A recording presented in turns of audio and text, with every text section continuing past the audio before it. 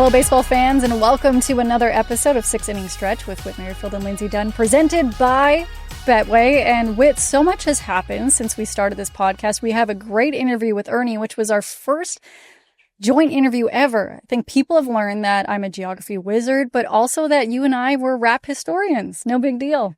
Did not mix up DMX and Exhibit last time. That was embarrassing. Not gonna lie, that was pretty embarrassing.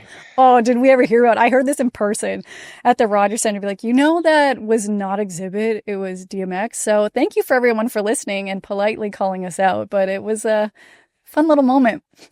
Yeah, not my finest moment, that's for sure. It was mine compared to other things that I've said on the show that I'm not going to get into. But there's so much to talk about today, including a little moment between Bryce Harper and our buddy Manfred. What happened? What do you know?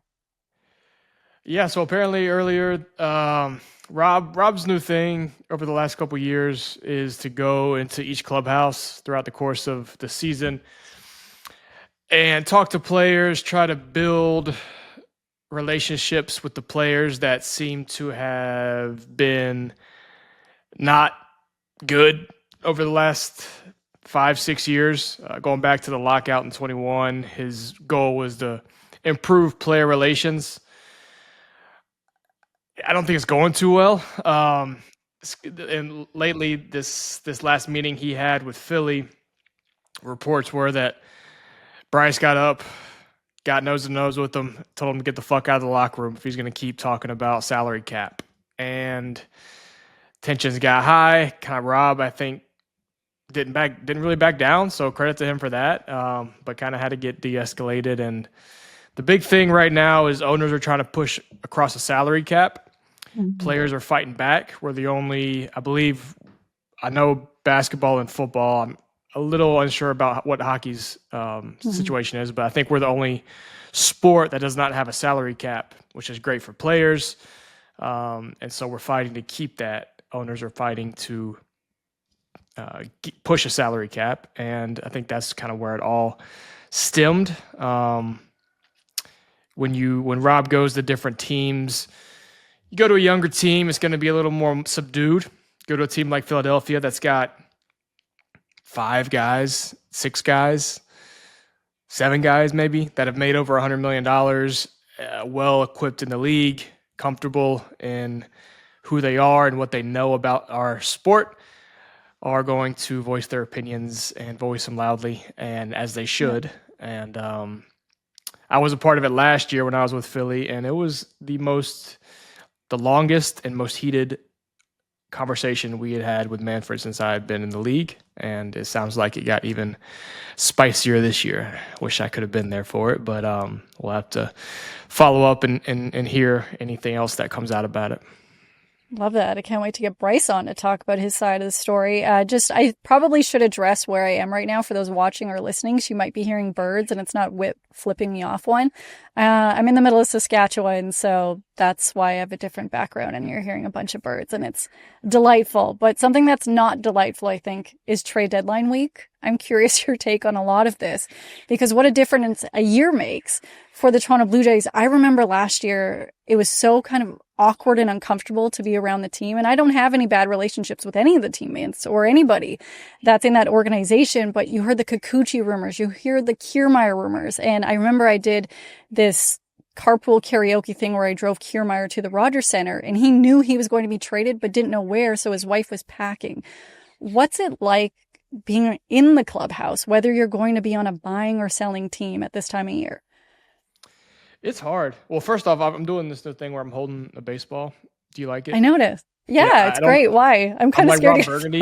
I don't know what to do with my hands a lot, so I thought maybe I'll try this and see if this helps my my nervous twitches, I guess.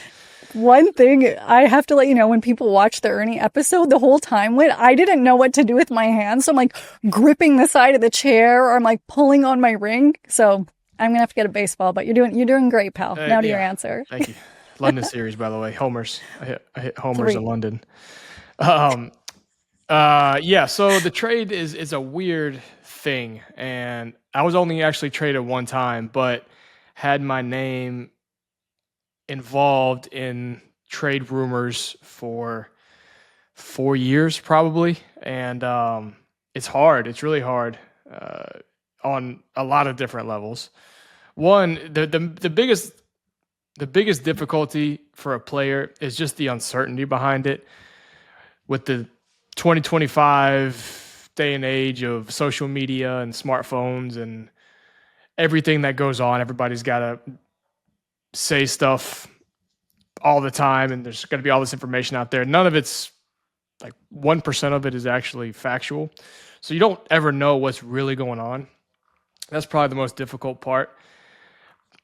The other difficulties logistically, you can talk about logistically, if you have your family with you, or even not, you have a place set up at the city that you're living in, you're comfortable with everything that goes on with the team, with everything from driving to the field, you know how to get to the field, you know the parking attendants, you know the security people.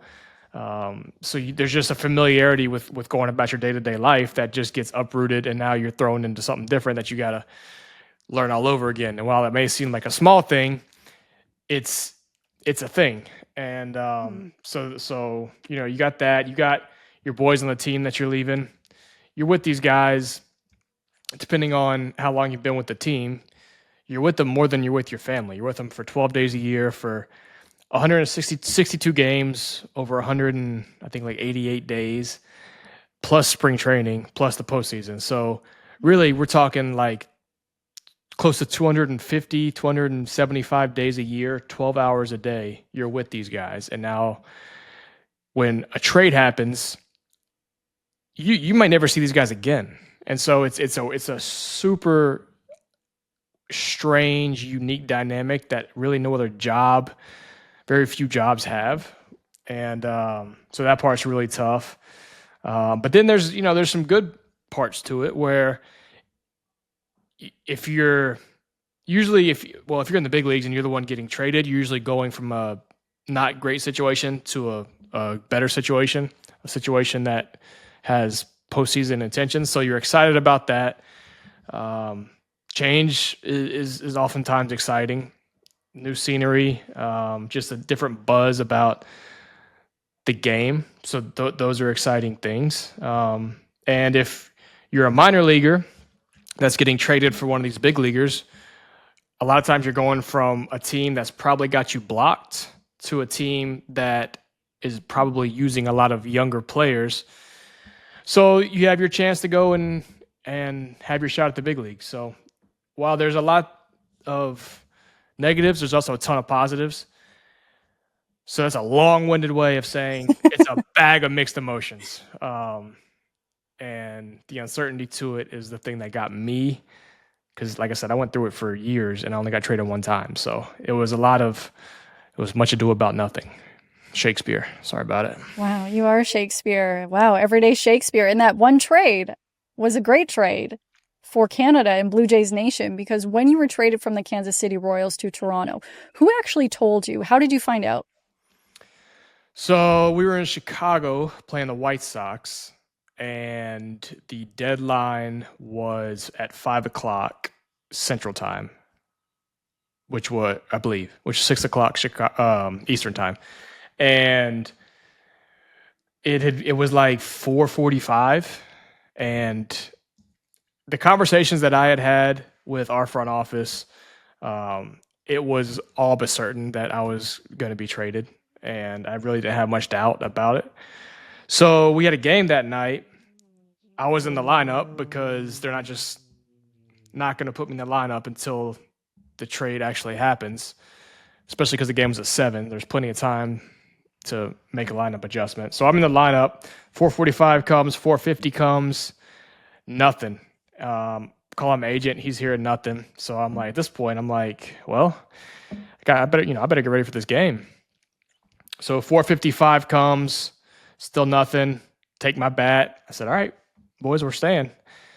Walk to the cage, get in the cage, put a ball on the tee, take a swing, and our travel secretary comes sprinting down the hallway and says, hey, Whit, manager needs to see you.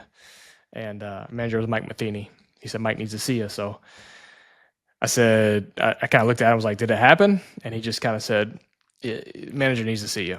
So walked in there, and it was, myself, travel secretary, Mike Matheny, and then Dayton Moore and JJ Picola were on the phone and told me I was going to be a Blue Jay. And after that conversation, got with Davey, our travel secretary, spoke with Ross shortly after, and then Mike Shaw, who was the travel secretary for Toronto, got all the logistics figured out with how to get to, where the team was and how I needed to get to Minnesota. And said my goodbyes, kind of sat there for a minute in disbelief that I was actually not going to be a Royal anymore, which deep down, love you Blue Jay fans, love Toronto, love being a Blue Jay, wouldn't change it for the world now. But at the time, I really wanted to be a Royal for my whole career. So there's a little bit of sadness in that I wasn't going to be a Kansas City Royal anymore, but took a minute to digest that, and then quickly got really excited to become a Blue Jay and go and help that team get to the playoffs. Good answer. I for the most part, I do consider you as a Royal, and it's just great that for Blue Jays Nation you were there for the time that you worked. People got to experience how you played, but. So that happens. You have to contact your wife, your family. Who reached out to you first from the Blue Jay? Did a player reach out to you? Remember this at all? Well, if you were just listening to me talking a couple of minutes ago, Mike Shaw was the first one I talked to. Well, outside of that, I was listening. I wanted something juicier. Come on. No, God, who was the first one that texted me? See, that's you buying time. It might have been Bradley Zimmer, just because he was the only one over there that I knew on a personal level. His brother and myself are best friends, and so it might have been Zim. Bo reached out shortly after. I'm trying to think, because I get the 21 and 22 teams. They get blurred in my head sometimes. Yeah, and you're not used to thinking. It's okay. But I do vividly remember Bo reaching out and Bradley reaching out. I'm sure there was more, but those couple hours were such a whirlwind of logistics and telling people what was going on and trying to figure some stuff out, that it just all kind of runs together. You're such a smart ass. Well, I literally had just said. I know, but I wanted a different player. Then, the first guy that calls me is I talk to Ross and then Mike Shaw to get. I meant a player that people want to know the players. 1 minute later, you're like, so who's the first people from the Blue Jays that talked to you? Is that how I sound? Yeah. Well, it's more like, who are the first people from the Blue Jays? Do not get into how quiet I talk. I meant like a player. Anyways, throughout my career, whether it be covering baseball, football, basketball, hockey, whatever it may be, I've seen multiple times when a player finds out they've been traded, I'll be around them and then they're just like, hey, they get pulled to the side, and it's just not fun to witness either. Have you ever broken a trade to your teammate? I've never broken a trade. I mean, I'm not Adam Schefter, but or Jeff Passan. But I was in we were playing cards in a hotel room, and Andrew Benintendi got traded. We got a knock on the door, and the manager was standing at the door, and he was like, he looked around me and goes, "Benny in here?" So, I mean, I guess I opened the door, so technically I broke the trade. If I didn't open the door, he may not have ever been traded. So, you're welcome, Yankees, for opening the door for Andrew Benintendi, literally and metaphorically. I'm really Shakespeare today. You are. I'm loving it. I can't wait for some more Shakespeare moments because it's time now for extra innings.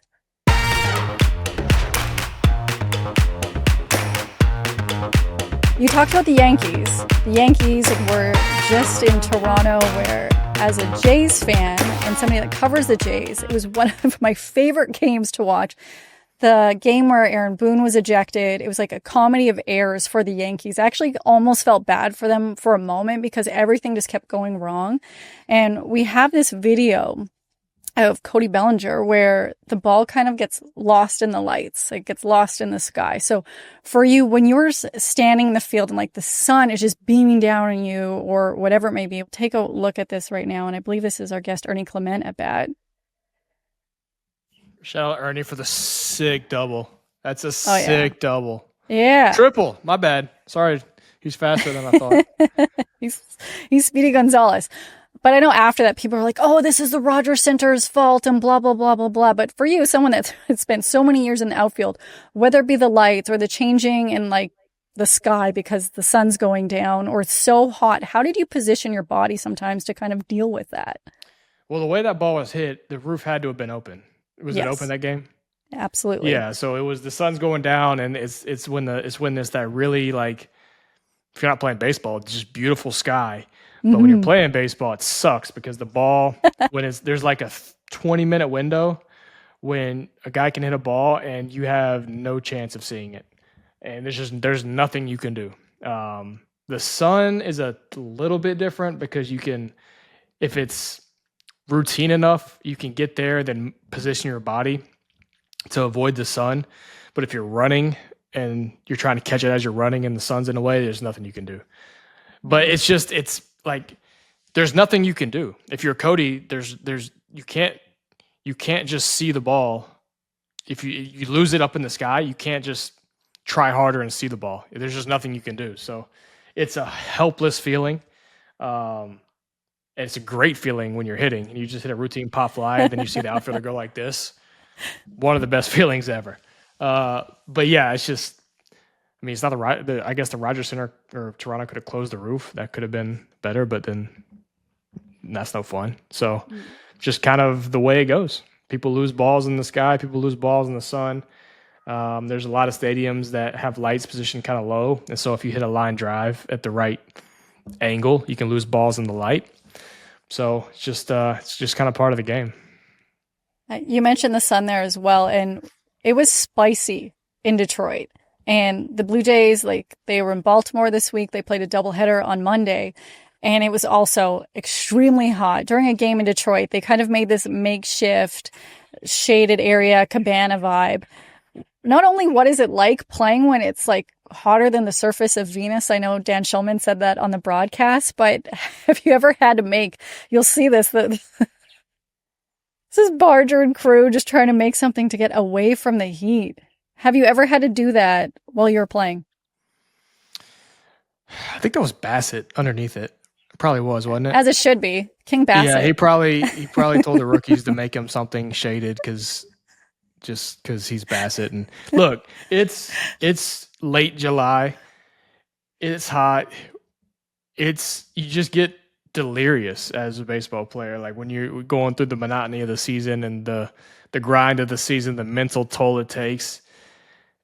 There's times where you just don't really know what's going on and you do stupid stuff like that. And so shout out to the rookies for stepping up and making Bass a nice shaded area to watch the game. So what I bet happened was Bassett was lounging in a very casual manner, and some of the guys came up and said, "Bass, let's make this a little more comfortable for you. You look like you need to take a load off," and they did that for him. So that's probably what happened. So shout out to the rookies for doing that, because that was a good move. But no, I mean back in Kansas City, before the field got renovated in 90 something, it was AstroTurf, and it was so hot that. Have you ever heard the Ichiro story? Let's hear it for those who have not. Well, it's not a story, but Ichiro was doing an interview, and I think it was Bob Holtzman asked him what his favorite English saying is, and he said that Kansas City in the summer is hotter than two rats fucking in a wool sock. That's the saying that's his favorite English saying. And shout out to my old hitting coach John Mabry, who was Ichiro's teammate that taught him that. But there's a reason that's his favorite saying, because it is ungodly hot. And they used to have to, when it was AstroTurf back before the renovations in the 90s, they used to have to come in from the field and stick their cleats in buckets of ice on the bench because it would keep the rubber from their rubber was melting off of their cleats. So they're trying to keep the rubber from melting, so they would have to come in and stick their cleats in ice. It's really hot, but after like you go out and you warm up and you kind of like break that sweat and you just kind of get soaked initially over the first 10, 15 minutes. It's kind of autopilot after that. You're just hot and you're just, unless you have to like bust out a triple or, play an outfield, go get a ball in the gap, turn around, go get another ball in the gap. It's fine. I'll take it over being cold 100 out of 100 times. Oh, thank you so much for saying that quote. That's one of my favorites. Oh, the best. I just wanted you to say it. I just saw his Hall of Fame speech. Yes. And it was amazing. He did an amazing job, especially for delivering the speech in his second language. Just mad props to Ichiro. His jersey is hanging on my wall right there. And he's one of my favorites. Shout out to Ichiro. And shout out to Ernie Clement. You want to introduce our guest for today? My man, one of the greatest human beings to ever walk this planet. He's a Virginia Cavalier, utility man, sneaky strong, sneaky fast, sneaky beautiful blue eyes, and just an awesome player that you want on your team. You want him in the lineup because every day he's going to do something. He's going to show up every day and play hard, and he's going to do something to help your team win. And that's my man, Ernie Clement. You know that feeling when you're soaking up the sun, just vibing with your people, and you wish you could make that moment last forever? Well, that's what summer's all about. And for me, one of my favorite ways to enjoy it, sitting on the patio, Jays are on the road, I'm listening to the radio, and I'm having a cold Simply Spiked lemonade in hand. It's a perfect summer moment. Simply Spiked is all about those juicy, refreshing vibes. And you've got the OG lemonade, which is a total classic, the peach, which is super sweet, it's juicy, and the newest in the lineup, Simply Spiked Limeade, a little sweet, a little tart, and totally refreshing. Summer vibes are at an all-time high. These are the kinds of drinks that pair perfectly with summer hangs, which is barbecues, pool parties, going to the cottage, a night out on the deck, just chilling. So here's the move. Grab a variety pack and try them all. Pick up Simply Spiked at your local liquor store for your next summer hangout. And of course, celebrate responsibly. You must be legal drinking age. Dog Ernesto. Ernie, thank you for being here. And you would have not heard it, but Whit just gave you the biggest hype video to lead into this interview. What kind of teammate was he like? Was he a big hype guy? Him? Yeah. No, honestly, I can't believe he's doing podcasts now. That's wild to me. You know I love the camera. Ernie. I know, like you. Hey, he knows what to say. I'll give him that. And he was a phenomenal teammate. Loved playing with him. Yeah. I mean, how about that? I don't know. I See, feel me and like Lindsay are still getting to know each other a little bit. we're so best friends, actually. She doesn't People believe don't know that. all the things that I say. No, most times when he messages me, I'm like, I can't tell if you're serious or not. 90% of the time, I'm not serious. I'll tell you that. About talking about teammates though, Ernie. I mean, no joke, and I might want to blow smoke up your butt because you're sitting right here. But Ernie, I've never played with somebody that like genuinely cheered for people harder than Ernie cheers for his teammates. It's like an unbelievable gift that you have that is pretty rare. Because I mean, we're teammates, and when you think about it, you should all be on the same boat, pulling on the same rope, whatever cliche you want to use. But that's not always what happens. Because at the same time, if I play bad, this guy on my team is going to take my job. And so there's always that little sense of competition going on within a team. Not with Ernie. Ernie like genuinely cheers for his teammates more than anybody I ever played with. And I always loved you for that. That means a lot. That is so nice. And I think what it's all about and what you remember, as you go through your career is hanging out with the boys. That's like the best part about what we do. And I truly want everyone to have success and do well, and when everybody on our team is like you said, pulling on the same strings, we're gonna have way more success, and it's way more fun when you win. So I appreciate that. That's awesome. Look at those eyes. There's never any anger in those eyes. Is this just like the Ernie Levin show right Yeah. now? I'm here for it. But actually, like, one of the only 3 notes I have is like, I put nicest human, always signing for fans, you're always smiling. Obviously, like, you saved me once from an interview. Somebody bailed on me, and I'm like, Ernie, please help me. You're like, yeah, no problem at all. But I will address this right now. I owe you a slight apology for something that happened earlier in the year. Jokingly was like, hey, who has the worst walk-up song? And because you're saying, you gave an honest, great answer, haters gonna hate, but with Barger. Yeah, and since then he's just been on an absolute tear, and I want to take some credit. I think I fueled the fire there a little bit, and by ripping his walk-up song, he's broken out, and I think he's got a chance to be an all-star, and I mean, I just have to take credit for that, I think. Yeah, like amazing job. Congratulations to you and you alone. But being such a nice guy, I've wondered this. Have you ever been tossed from a game? No, I've never been tossed. I've never been tossed. And recently I've been thinking, I'm like, you know what? Now, like I've had certain goals like in my career as you go up. Like my first goal was to pitch in a major league game. That's been checked off the list. I've always wanted to get a walk-off hit in a major league game.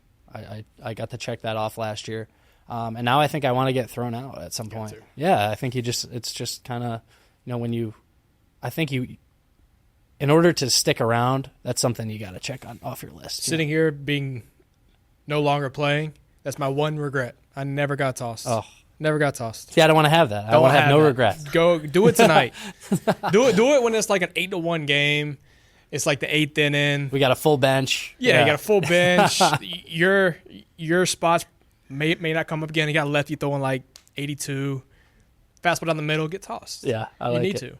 I can't even imagine you getting angry and saying anything mean. You'd be like, "That was a terrible call, sir." Yeah, I rarely talk to the umpires. Please. I really don't. You don't have to be mean. All you have to do is direct it at them. True. Or call him a cocksucker. That's the two things. So let us know what you go with when you do get ejected. I might have to blend both of them together. It could be a super calm cocksucker, but that's the magic word. Doesn't have to be violent. Can't wait for your parents to watch this episode, Erndong. I am here for that's it. the magic word. That's what they say. I wouldn't know. I've never been tossed, but that's what they always told me the magic word was. But you did bring up pitching, and you guys both like position players, utility guys, Swiss Army knives, whatever you want to say. You made your pitching debut here in Toronto, didn't you? Yeah. What do you remember about being on the mound for both of you guys? Because that's my favorite thing is when a position player has to go to the mound. I remember it being way closer than I realized. Like we're throwing, I was throwing, and I was like, if he hits it at me, I'm way closer than I'm used to being, and this is not very comfortable. So if you kind of watch me, I just kind of lob it in there, and then I back up a little bit and make sure I'm ready for that ball to get back hit to me. But I don't think I threw but maybe like 1 or 2 balls. It's not that hard. Just throw it over the plate. I agree. Joe Adele hit a homer off me. I got the first 2 guys out. Joe Adele hit a homer. First, I forget who was hitting. First pitch, next batter, I drilled him. Nice. 55 right in the calf. Have to. Got to. Legend. Yeah. I think I hit somebody too with a knuckleball. It just got away from me a little bit. I was sweating and Did you get any swing and miss? I have had, I think, 1 swing and miss. No swing and miss. Yeah, I got one on a knuckle. I didn't get any swing and miss, though. I was getting just absolutely crushed, like 6 hits in a row, and I'm like, oh, my God, I'm never going to get out of this inning. They're going to have to take me out and put somebody else in to try to do it. And then it was bases loaded, and Gary Sanchez hit like a 52-mile-an-hour ground ball and just walked to first base so that we could turn a double play. And I was like, Gary, you are the best. Thank you for that. Who were you with? I was with Cleveland. We were playing Minnesota. Okay, nice. But yeah, that was I love him for that because I was getting crushed. Let's talk about we talked about autographs a minute ago. Let's talk about the Toronto aspect of how it's such a great commute, living so close to the stadium. You just walk to and from the field every day. What's your strategy, without giving too much away, to avoid tell us where you live, to avoid the clipboard version of the clip binder virgins? That's the name. The binder virgins. So getting in and out of the city is tough, and I keep my car here at the stadium. So I like to walk. I like to get a little exercise. Wakes me up in the morning. Walking over to the field. I don't really try to avoid anybody out there, but I will throw the hood up and put the headphones in and stroll by and see if they notice you. Yeah, I mean usually everyone's super nice, but yeah, I don't mind hanging out with those guys for a little bit. But how aggressive? See, again, really nice. What are your thoughts on that? What is it, binder virgins? The binder virgins. How aggressive do they get sometimes, though? Because, like, I will see fans that'll be like, hey, excuse me, can I have an interview? And other than like, sign my stuff right now. In my experience, it just depended on the city. You come to a place like this or, really anywhere in the Midwest, the Great South, Atlanta, beautiful people in the South. It was usually pretty nice. You get to the more grungy parts of the country, and I would have people chase me down, going to dinner. Because they're not just at the stadium; they're also at the hotel, waiting outside the hotel. And if you're going through a tough stretch, and you're 0 for whatever, and you want to go to dinner with your family and not think about baseball, and you got to someone's asking you to sign 30 pictures of yourself. Sometimes you don't want to do that. And the thing that would get me was early on, because I wasn't ever a big prospect, so people really didn't know who I was early, is that they would have to figure out who I was when I walked by them. They would look at me, they would look at their thing. Probably they would call me the wrong name. They would ask their friend, who's that? That was what would get me, because I'm like, you don't even know who I am. Why do you want my autograph? But yeah, Toronto was great. We had some great fans here. We got is my man that when you get back from the road trips, that's his top's he off, loves it. doing the helicopter right when we pull in. Oh yeah. What? Yeah. What's it? I forget his name. I don't have. You know his name? No. So this is a fan. Yeah, when you fly in, you get on the bus, you drive back to the Rogers Center. It don't matter if it's 3 a.m., if it's 10 o'clock at night, whatever time it is. He's right there when you pull in, and we get a bunch of people, greeting us off. Helicopter. Is he asking you to sign his chest? He's just saying hello. Oh, Yeah, he's great. It's his way of saying hello. It's great. that's a sweet. I'm glad he's still here. Yeah. For a moment, I thought you were going to say that they ask you to sign their ass, but they were asking who you are. How often are people getting you to try to sign body parts? Because What's the weirdest thing you've signed? What's the weirdest thing you've signed? I think I signed a baby one time. Nice. Like that was kind of cool. Ricky Bobby. Yeah, like it was straight out of the movie. But yeah, they were like, we don't have anything. Can you just like sign our kid? And I was like, yeah, I had never done this before. That's so, that was pretty funny. I love that. Something I've wanted to ask you about Whit is, so he has this great golf tournament that he put on, but do you not think it's rigged in the first year that, come on, he won? Yeah, everybody come out to my golf tournament and then I'll just take all your money. Like, it was perfect. It's going to be a true golf tournament. You pay an entry fee. There's going to be a purse. The winner's going to make a bunch of money. Yeah, that's the crazy thing. Win. People showed up the next year, too. It's wild. But he took it easy on us this past winter. You can't win every year. No, yeah. Do you have any stories from Whit that can be shared that we don't know? That's a little behind the scenes. I'm a tame Well, guy. He's tame? I don't have any there's obviously no bad stories. Make but one up. I have a cool one where so Whit was nice enough to invite me to golf with him like my first couple days with the Jays, and we were out at I think Devil's Paintbrush, Devil's Pulpit maybe. Really nice course. And we get to the front gate and they're like, oh, you guys, like, who are you? Are we playing golf? And the guy looked in and he goes, oh, 2-hit Whit, no way. He's like, welcome. And they recognize him right away. And I was like, dude, that is so cool. Like, oh my God, like, is that normal? And he's like, well, I'm the man. Like, it's whatever. Not everybody gets this treatment, but I thought that was so cool. He's like, he had his nickname traveled and It didn't travel initially. We were like an hour and a half away from downtown Toronto, and the guy at the front gate just knew who he was. So I was like, I thought was the coolest thing about playing for the Blue Jays was like everywhere you go. I mean, you're playing for a whole country, so it's people love the Jays. They know who the players are. Anywhere you go, if they're a Jays fan, they know who you are. I thought that was always pretty cool. How's your golf game? It's locked in right now. Solid. He's solid. He's such a good player. I recently got rid of the putting yips, so I'm knocking down putts now. You got the broomstick? I do the claw. Mm. Do you have the Scotty Cameron? Oh, Scotty Cameron. You don't have the lab, the cheater putter. I'm not gonna get on that cheater putter. Yeah, I'm not gonna get on that thing. What's your favorite course in Canada? I recently played St. George's. I really like that. Yeah, and Toronto Golf Club I'd say Toronto Golf Club is probably my favorite, just because how old school it is, and they make you walk and take a caddy. And hopefully this weather really stays nice. away. Yeah. We're supposed to play there in a couple hours. Yeah, but it's supposed to be nasty. Are you going to wear this golf shirt that's clearly a size medium? Look, we can check the tapes. All right, I'm on the Barger program. I'm trying to get the biceps up. One of the few that actually looks better when they're done playing. You got to tip the cap. How competitive are you guys when you're golfing? Like, is there a lot of shit talking? Or is it because Ernie's so positive about everybody? He's like, great shot, golf club. Yeah, no. Ernie get after it. Ernie's so nice, but you can tell that he wants to beat you, but in the most polite way possible. And so, as athletes, we all want to beat each other. And Ernie's so good. Ernie's so frustratingly good because he never. Like, as amateur golfers, you could be good, but at some point you're going to throw up on yourself. You're going to have a bad hole, or you're going to hit it out of bounds. Ernie is so steady Eddie. It's just like the most boring round of golf ever, and you're waiting for him to mess up so you can get back in the game, and he just doesn't do it. But apparently he had the putting yips, so I missed that. So now he's a good putter, so I'm screwed. I'm locked in. We need a rematch because Whit is very nice in what he just said, but he's kicked my ass a couple times, so I need some redemption.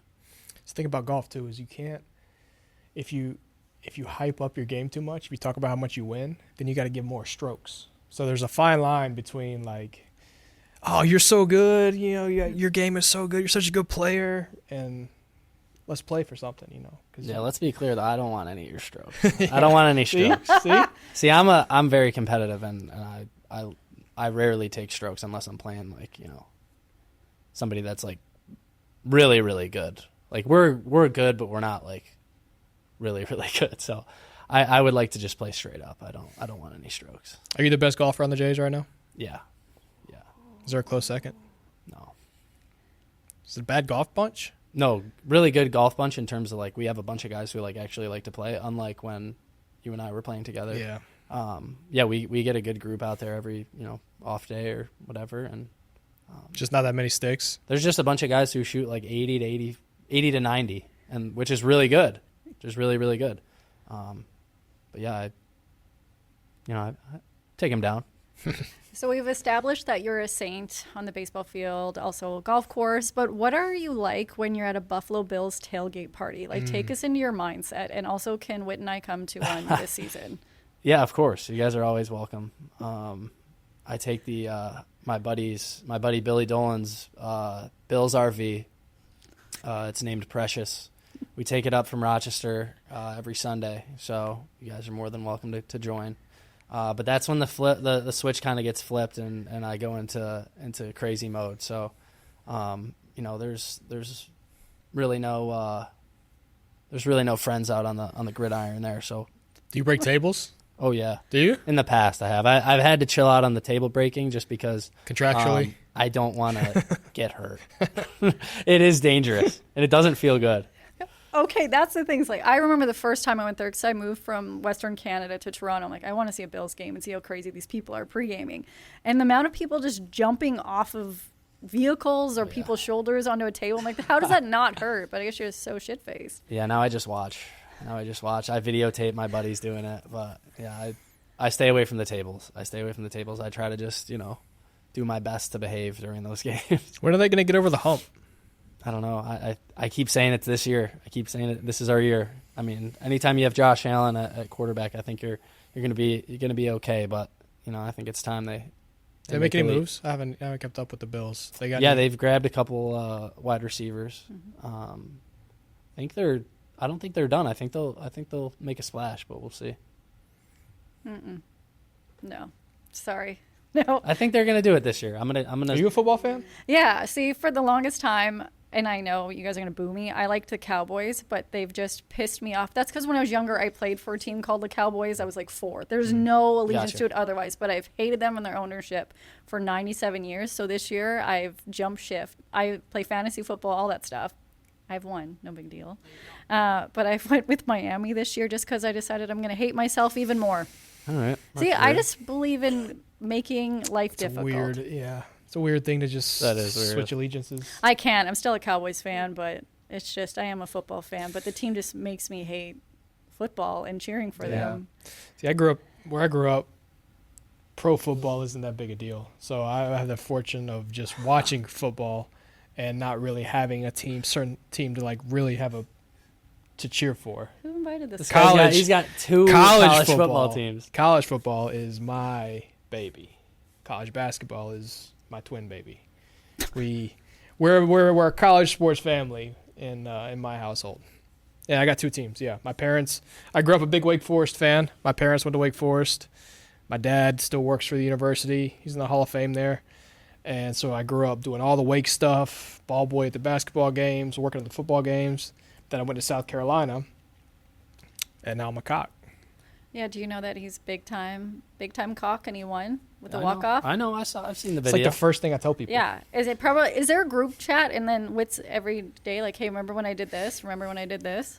Pretty cool. I had a walk-off to get to Omaha. He had a walk-off to win the whole thing. Doesn't get much better than that. My story about that is when we won it.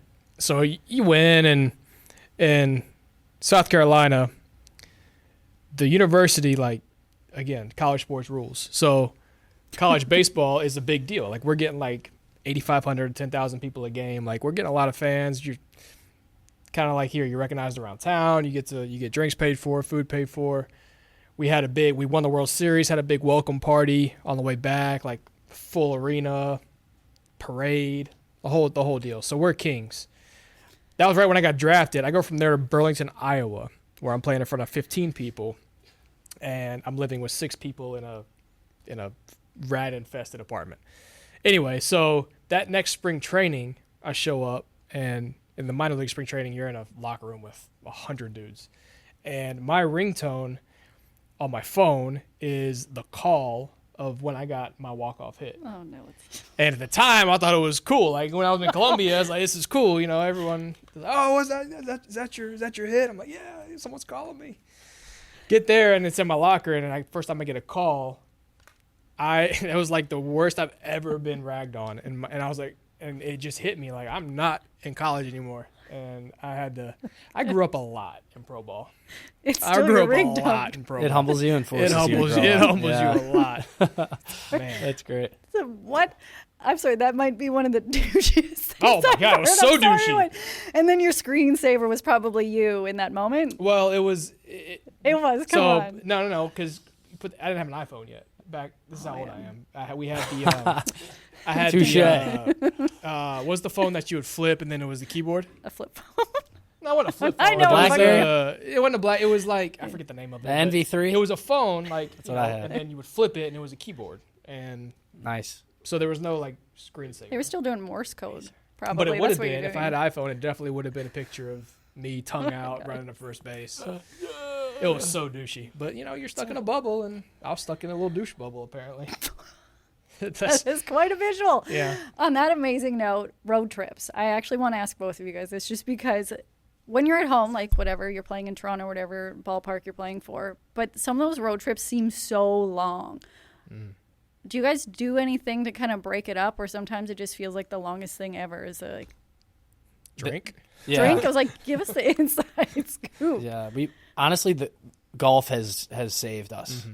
Like, if we didn't have golf, I would go completely insane. It just, like, it actually keeps me sane during the whole season. Like, I would go nuts, and it definitely breaks up those road trips. Like, this one that we were just on I think it was 10 days. It seemed like forever. And you just kind of look forward to playing golf on the off day, and then by the time you're done, it's like, oh, we only have 3 games left, and you're good. You always got to have something to look forward to.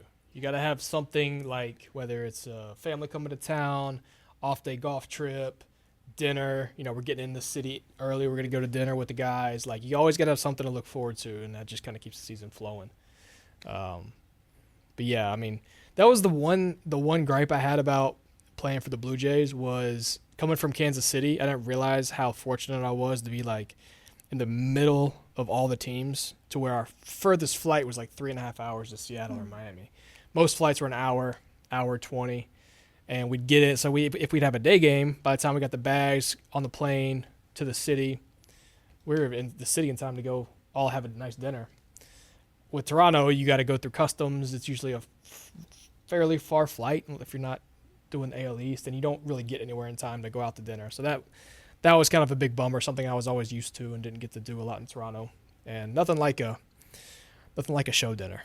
No, it's the best. Going to like a nice restaurant, 20 dudes walk in, and you get your own room, your own table. You just order everything on the menu, and then whoever's making the most money, you give the check to. It's great.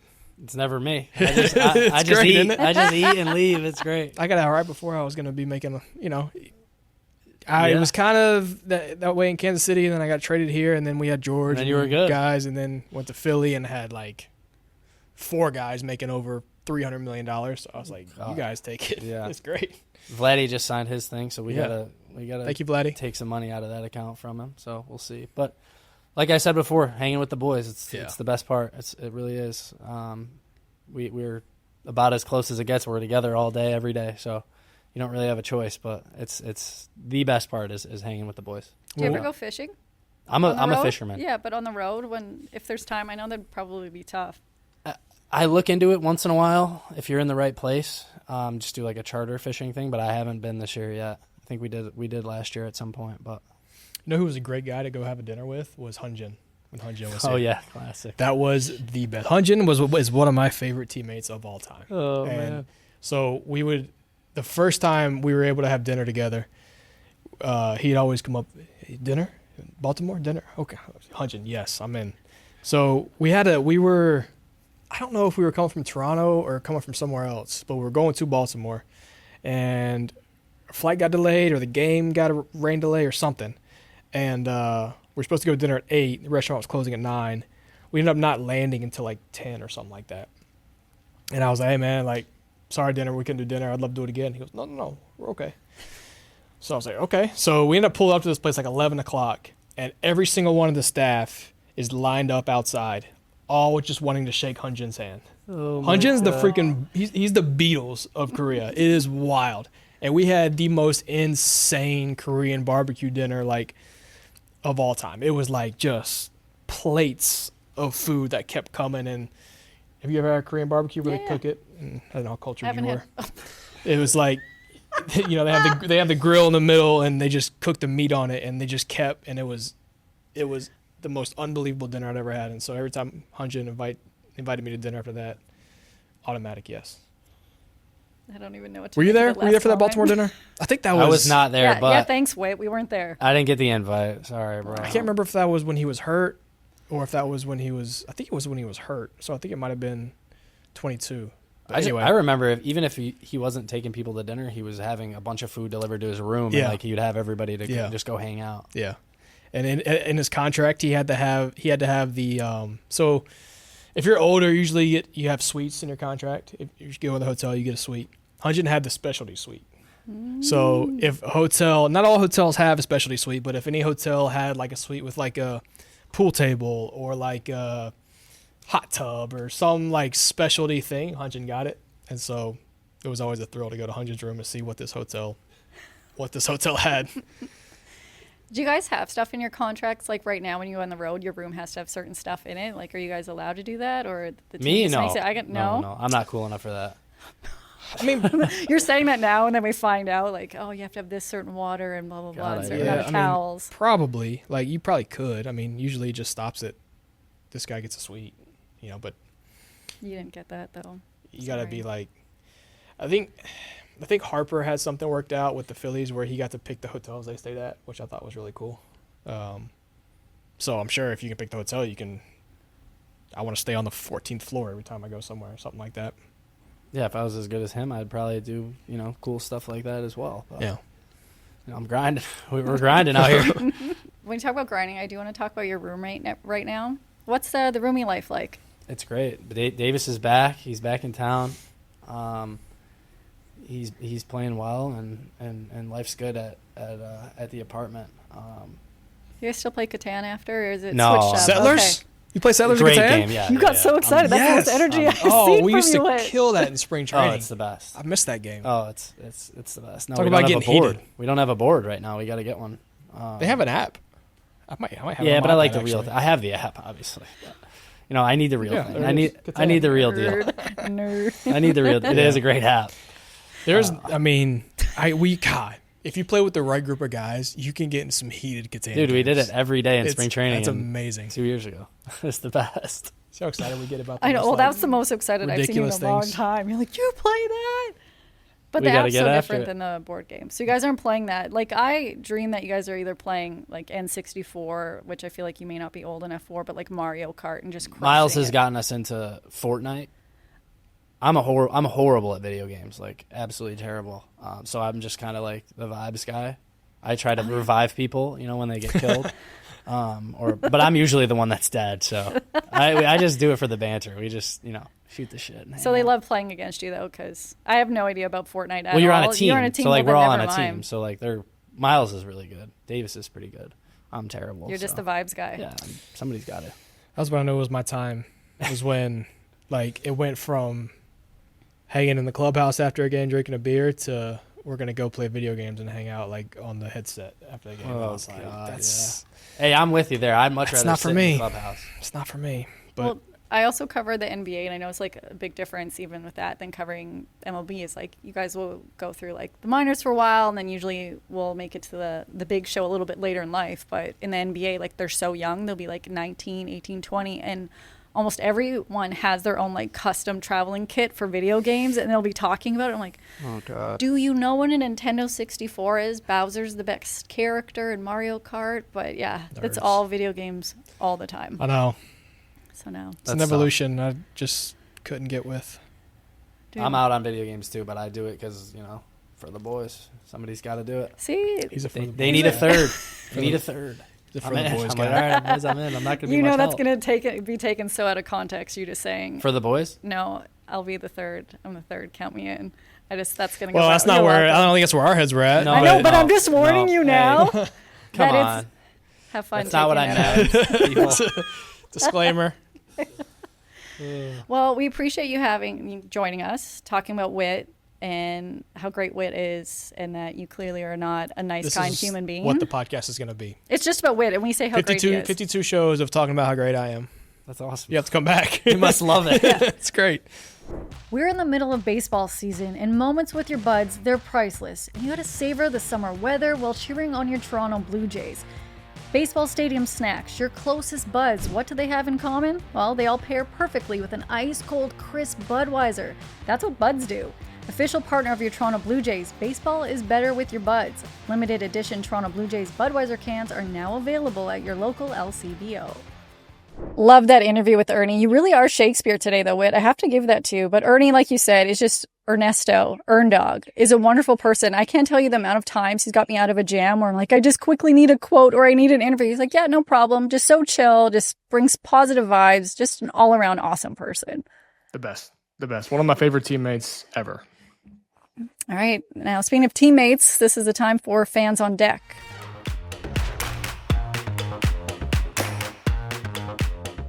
When we were speaking to your former teammate, Matt Chapman, I made a comment that was very lighthearted, how nobody at the Rogers Center wears your jersey, but they wear Chappies. And let me tell you, I heard about it. So we're going to add to your ego right now because we're just going to show a couple photos that people have sent in. I need to enunciate this social media handle that's Ash Hole Cigar Club Canada. 10 out of 10 name. Sent in this photo of them wearing the jersey at the Rogers Center. We also have one that was sent in from Will in Detroit, showing this past weekend, Jace fan rocking your jersey in Detroit. So that's not the question, but congratulations. Everyone loves you all the time, Whit. You okay with that? I'm great with it. I didn't get to see the. They'll put it in post. I didn't pop up on my screen, but if it's a number one Merrifield jersey, now was it number one Merrifield jersey or both 15s? 15. Okay, little respect, but not as much. If you got a one Merrifield jersey, that's the OG. That's when times were looking a little tough for the kid in Toronto, but then we caught fire in September. So if you're wearing a number one, I think that's a South Carolina jersey. I'm like, I can't even see. Yeah, I That's forgot. number 5. Oh, what? Yeah, that's a Gamecock jersey. Hell yeah. Wow. Okay, that's big time respect. Now we're talking. But Ashhole Cigar Club. If you can timestamp August of 2021, or even early September, like before September, like 4th of 2021 in a Merrifield 1 jersey, I'll send you something cool. Because that means you were an OG. Because there wasn't a lot of positives going on for old number 1 back then. And if you got a 1 Merrifield jersey before September 4th in 2021, shout out to you, and I'll send you something. Whit, because I'm your podcast co-host, can I have like one of those Whit gloves that they gave out in Kansas City? No? I know you have a box full of what? Wow. Okay, we'll see. And then this one, it's a Whit mitt, not a mitt wit. You're doing And it. 2, no. No. Oh, did you quickly see the one that was brought up there from I did. Detroit? Yeah, Okay. I did. Yeah, I think that's pretty cool. But there is an actual question that kind of relates to all of this. Melanie came up to me at the Rogers Center. This was right after I interviewed Bo Bichette recently, and people were yelling at him, like, give me your cleats, give me your jersey, give me your gloves. Somebody even asked him to give him their underwear. And so Melanie wants to know, what's the weirdest thing a fan has asked you to give them? Like, Which I just think it's crazy people yell and ask, like, give me your cleats. I would never do that. It's a wild thing because, you know, kids want a ball and it's great. But then you get some kids that get a little comfortable and are like, hey, Whit, let me get your, like I'm running out to the field. Hey, Whit, let me get your glove. Like, if I give you my glove, then I go to the field for your team that you're cheering for with my bare hands. And then how am I supposed to catch the ball or do anything? Like, or let me get your bat. And I'm like, man, I just got 3 hits with this bat. I can't give it up right now, you know? So I mean, people get a little aggressive with the asks. Usually, like, I would say stick to batting gloves or wristbands. Like those are easily interchangeable. We get a lot of those. Bats are hard because even though they're the same, they're different. They're all kind of handish made and they can feel different. So you get one that you like, you don't want to give it up. Gloves, don't ask for a glove. Just don't ask for a glove. Hats, it's kind of gross, kind of smelly. I mean, I guess if you want a hat, you can get a hat, but yeah, I would say I would request that you stick to asking for wristbands, batting gloves. Just keep it there, or autographs, or a ball. You know, that's cool too. I had a get off my lawn moment the other day because obviously I'm not you and I'm just a random reporter. I was just finished interviewing somebody on the other side, like an opposing team of the Jays, and this kid yells at me like, Lindsay, give me your shoes. I had a funky pair of Air Jordans. Like, you think I can afford multiple pairs of shoes? And I had to walk away. My camera guy's like, why would anyone ask you for your shoes? I'm like, it's just because they're the shoes. It has nothing to do with me. Don't roast me, Whit. But I've never had that happen. And so when Melanie asked that question, I'm like, I cannot wait to hear your answer. Now, I'm sorry for the next one. I'm going to butcher your name. This is from Jordan De Lorensis on Instagram, sent in, what is your favorite golf driver ever, and what do you currently use? So you about caught me today on a much different energy that I've got going right now, because just had a member guest with my dad a week and a half ago, and instead of flying home with my clubs, I shipped them home. Done it multiple times, always been pretty smooth. This time, still don't have them. And yeah. And make it worse, I got an air tag on them. They've been sitting in the local shipping center for about 4 days now, and I can't get anybody on the phone to go pick it up. Anyway, it all got settled right before I got on this podcast with you. So my anger level is drastically reduced. But I have in that bag the TaylorMade QI10 is what I swing now, and it is to this date my favorite driver that I've swung. It's probably more because I'm continuing to get better as a golfer now that I have more time to play. But shout out TaylorMade because they have my favorite stuff that I've swung, and got to give a lot of credit to the driver too. QI10. Haven't got the QI35 yet, but maybe soon. Have you watched Happy Gilmore 2? Haven't had a chance to yet. Yeah, haven't had a chance to yet. I gotta watch that without my wife because she doesn't get the stupid humor like I do.